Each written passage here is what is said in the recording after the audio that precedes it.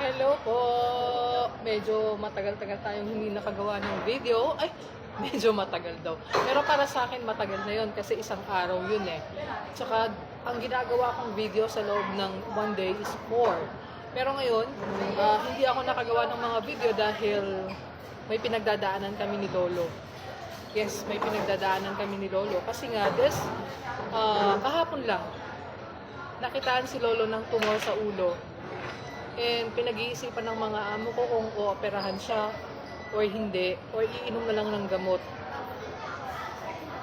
Habang tinitignan ko yung lolo ko, naawa ko eh. Kasi ang tanda-tanda na niya para sa operation na yun. Tapos sa ulo pa.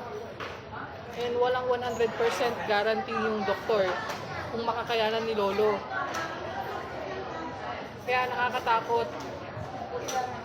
Diyos ko Lord, sana malagpasan namin itong pagsubok namin ni Lolo ngayon.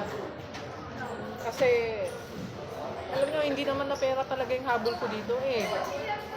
Kundi yung pagmamahal. Di ba? Siyempre, 9 years ko ng alaga to, mahal ko na to, parang lolo ko na to. Kaya, nakakaawa na, kumbaga magdamag kong iniyakan ba. Kasi naawa ko sa lolo ko. Sana malagpasan namin. Sana tulungan kami ng Panginoon. Ay nako, naiiyak ako. Sige na, babay na.